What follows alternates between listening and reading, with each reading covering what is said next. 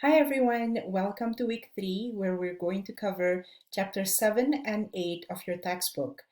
And I'm going to combine the lecture on chapter 7 and 8 in this one not so mini lecture.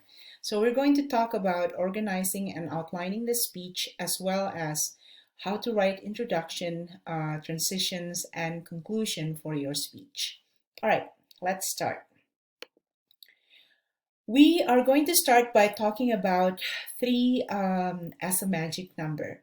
So we understand that most people have a limited ability to remember information without taking notes. And when we discuss about 5 canons of rhetoric, many students say how memorizing or remembering key points are really more difficult than just reading from notes, for instance. So, therefore, it is very important to organize our speech in a way that is easy not only for our audience to remember, but also for us to remember. Now, as a speaker, you are primarily engaging your audience's short term memory. And so you want to create a speech that is very easy for them to understand and easy for them to take away the main points. Yeah. An applied physicist who turned into communication consultant, Jean-Luc Dumont, argued that when it comes to short-term memory, 3 is the magic number. Yeah. So as best as you can, I encourage you to actually limit the number of key points that you're going to present in your speech and just create 3 key points. And I also want you to pay attention to how, when we write an essay, or how many of great public speakers, when they actually deliver a speech, they try to limit their key points to somewhere between 2 and 4, because they understand that not only is 3 a magic number, that engaging with short-term memory means that you need to limit the amount of information that you're going to deliver. So that means that you have to pick and choose the information that you want to deliver to your audience and make sure that those are important information. There's something new, there's something interesting for your audience so that they will be able to remember what it is the information you're trying to deliver to them. Now, if we take a look at the speech structure or the speech organizations, we also understand that 3 is the magic number here because in a speech structure, we always have an introduction, which establishes the purpose of the speech and shows its relevance to the audience. We also have the body, which is basically the heart of the speech. This part has the key points or the main points to fulfill the speech purpose. And then we have conclusion, which is the third part that brings the closure to the speech by restating the purpose, summarizing the main points, and reiterating why the thesis is relevant to the audience. Now let's talk about introduction first. So a good introduction serves to arouse the audience's attention and willingness to listen. It introduces the topic and purpose. It establishes your credibility to speak on the topic. It gives previews to the main points, and it motivates the audience to accept your speech goal. So here are the 1, 2, 3, 4, 5 elements that we are looking when you are introducing your speech. So make sure that when you write down your introduction, that you actually include all of these 5 elements.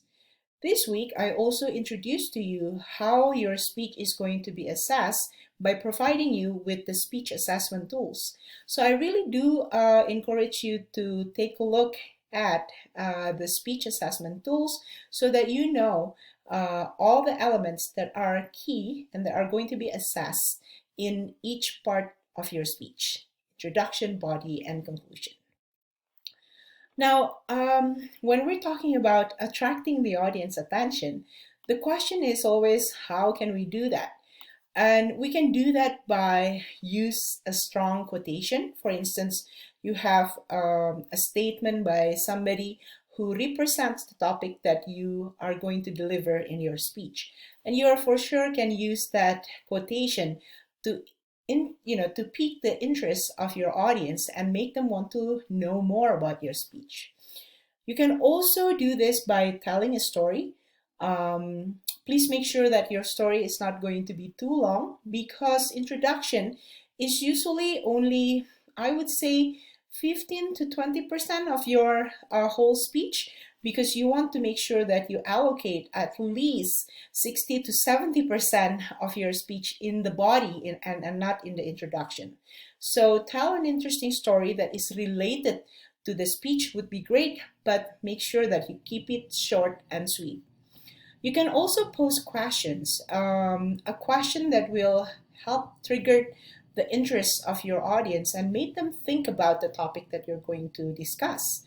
You can also offer unusual information. For instance, did you know that something, something, something, information that your audience may not know about, and will make them feel interested in hearing more about what you're going to say. You can also use humor.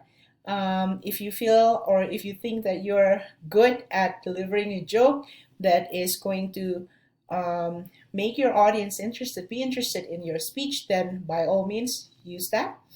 You can also refer to the audience. So, for instance, if you're actually delivering the speech in front of a live audience, you can say that, I see that many of you today are wearing blacks, or something like that, that it turns out it's going to be related to the subject of colors that you're going to discuss.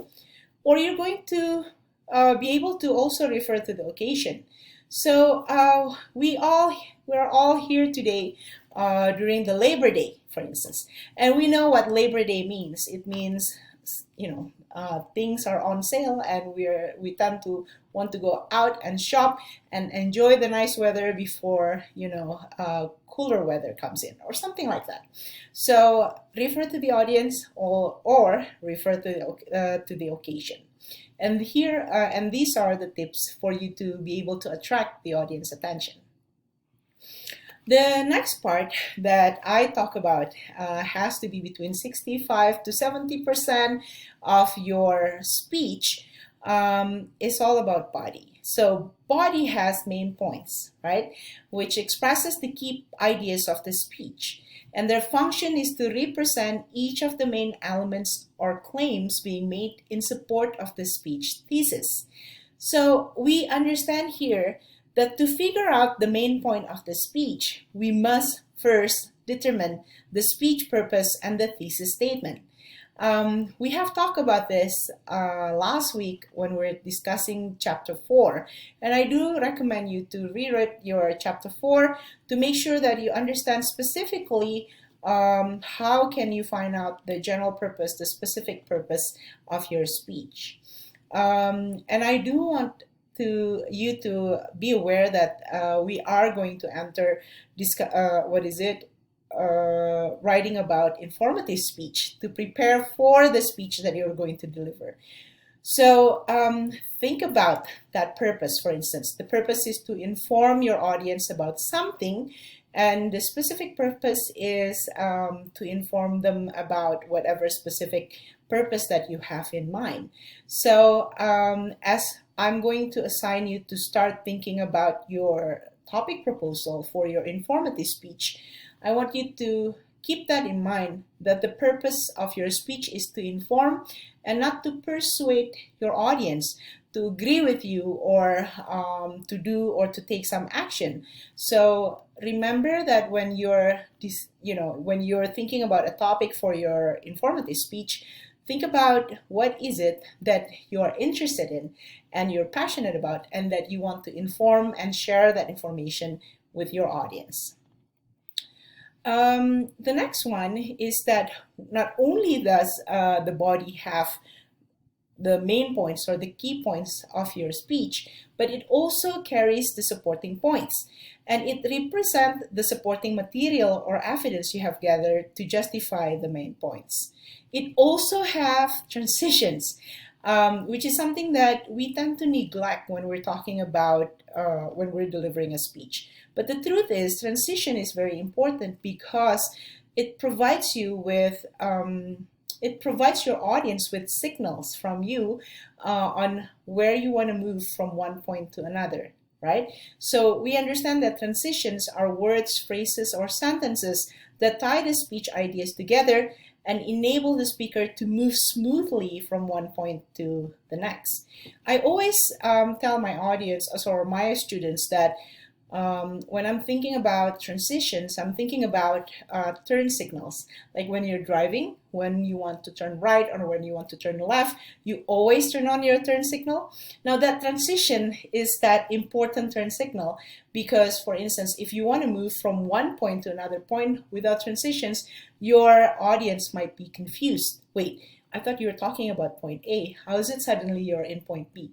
But when you say something like, we have discussed point A, and now I'm going to move to talk about point B, your audience will understand that, oh, that person is moving from this point to another point. And therefore, it definitely helps to make your audience be able to understand and follow along as you move through your speech. And then transitions, like I said, directs your listeners from one point to another in your speech. At a bare minimum, plan on using transitions to move between the introduction and the body of the speech, the main points, the key subpoints, as well as the body of the speech and the conclusion. Now you will see that in an outline template that I uploaded for this week, that there's always portion for transitions between one main point to another main point and between introduction to body to conclusion. And I'm hoping by incorporating transitions in that speech outline, you will be triggered to actually create the transitions that will help your audience to understand how you move from one point to another. Here's an example of a body. Here you can see the introduction, and then you see that from the introduction there's a transition, and then you see the body begins, and then from one point to another point there is a transition as well. So I really do want you to pay attention to this and actually use it in your speech. And then the last one is actually conclusion. And we all know that conclusion gives you the opportunity to drive home your purpose, leaving the audience with ideas to think about, or in the case of a persuasive speech, to act upon. So the conclusion consists of several elements that end the speech effectively. So it serves to signal the speech that the speech is coming to an end and provide closure to your audience. It summarizes the key points, it reiterates the central idea of the speech, it challenges audience to respond, and it ends the speech memorably. So conclusion, I always think of it is like eating dessert. You want the end of the meal to be memorable. So you want to make sure that you don't neglect conclusions. Sometimes it is very tempting for us to forget writing a strong conclusion because we have been spending so much energy in developing strong body as well as strong introduction. But please do not neglect conclusion because it will end, a feeling that your audience will take away. So make sure that you do all of that elements that are stated there in the conclusion so that your audience can walk away remembering all of the wonderful information that you deliver in your speech. Now, I also want to talk about how to organize your main points. And I know this one is covered in chapter 7 of your textbook, and you can always refer your textbook for more detailed information. But I want to introduce these ideas on how to organize your main points. So there are spatial, temporal, topical, problem solution, cause and effect, and rambling. So what I want you to understand is that each way of organization serves its own purpose. So for instance, if you are an architect who wants to introduce the building that you're designing, that you have designed, you want to take your audience with you from room to room and basically explain what this room look like and how you move from one room to another room. And the idea of spatial is definitely going to be beneficial when you're talking about location as well. It also serves its purpose when, for instance, you want to talk about a town that you love so much and you want others to know more about this town. For instance, you want to talk about Steamboat Springs, and then you can talk about as you enter the town from whatever road that you're taking, you will be able to see on your right something, and then on your left you will be able to see something. You can go straight for several blocks, and then if you turn left, what you will see is something something. So that's one way to organize your ideas. The other way is to use temporal organization style. And temporal is very important because it's like a narration. So you move from one point to another point in time. So whenever you're talking about, for instance, history, you want to tell a story that begins last week and ends today, for instance, you can use this kind of temporal, organization style. You can also use topical if you want to cover, for instance, 3 topics about how to clean your teeth. You can talk about, you can clean it by brushing, you can clean it by using dental floss or whatever. So these are all topics that you can use to help organize your speech. Another way that you can also use to organize your speech is problem solution. So you can pose a problem and you talk about how to solve that problem. For instance, we can talk about climate change, for instance. What are the issues related to climate change and how can we solve that, for instance? Another way for us to organize our main points is by organizing it with cause and effect. There is a cause, and then you can talk about the effects. So, for instance, it has been extremely dry in Oregon this year. And so what is that effect of the dryness is, for instance, we're talking about forest fire, we're talking about an increase in the heat level of the oceans, or we're talking about the dryness or the lack of water sources in that state of Oregon or something like that. So we're talking about cause and effect. Another way that I do not recommend for you to actually apply in your speech is rambling. So we understand that when we are not prepared, when we do not write an outline or think about our speech purpose and think about our body and how we're going to conclude our speech, we tend to ramble a lot. And I'm pretty sure that everyone knows what rambling look like, and I am trying hard to help you avoid doing that when it comes to your speeches. So please make sure that instead of rambling, you actually prepare all your speeches in advance, develop your outline, and practice so that you will be able to deliver your speech without rambling. Now, after we talk about rambling and organizations, I do want to talk about speech outline. So let's move on to talk about outlining the speech. Now, there are 2 types of outlines when we're talking about outlining the speech. The first one is what we call as the working outline, and the second one is the speaking outline. I want you to be able to differentiate both of these outlines because you are going to submit your working outline to me, but you can actually create your own speaking outline and create cue cards that will help you to jog your memory when you deliver your speech. All right, so let's talk first about the working outline. So the working outline is also called the preparation outline.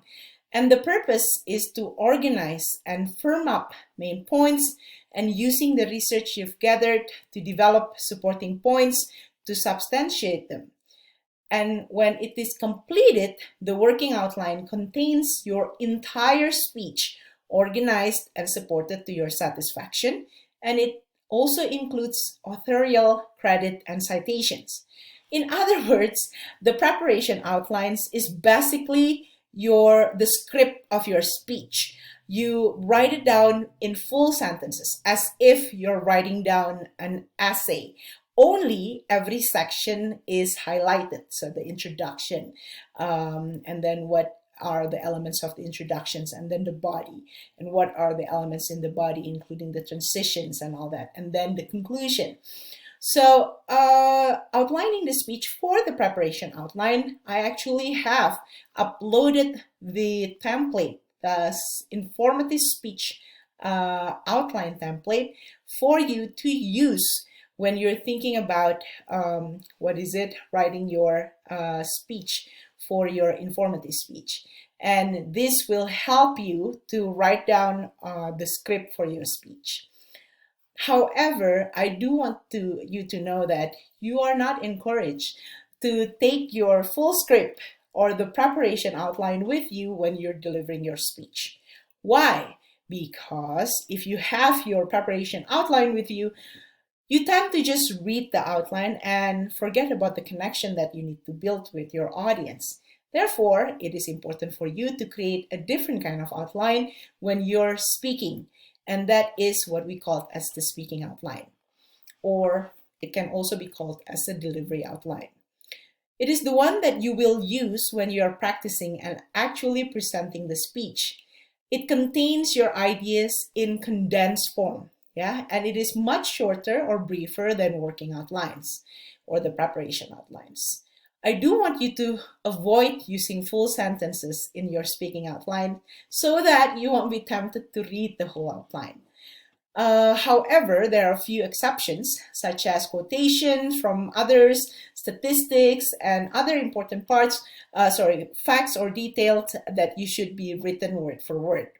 So remember, when we're talking about working outline or preparation outline, it's more like a script that you have to submit, whereas a speaking outline or a delivery outline is more like cue cards that only contains key points, bullet points, key points in phrases, unless you want to include quotations or important statistics or facts, then you can write it down in full sentences.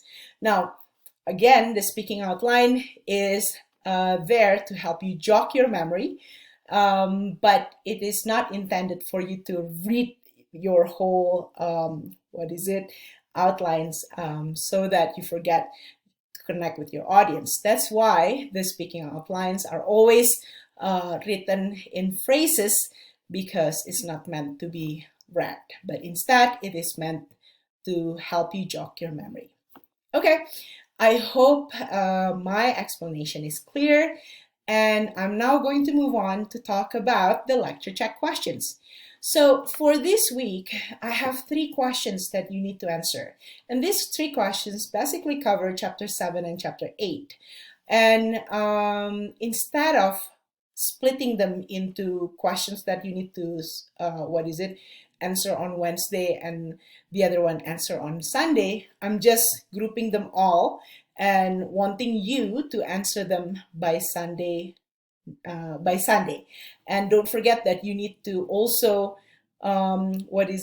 respond to 2 of your classmates' answer, and the discussion board will be closed by Sunday before midnight. So please make sure that you answer these 3 lecture check questions as early as possible so that you give enough time for your classmates to respond to your answers. And that's the same thing as well, so that you will have enough time to respond to your classmates' answers. Okay. Thank you all, and please don't hesitate to contact me if you have any questions. All right, good luck.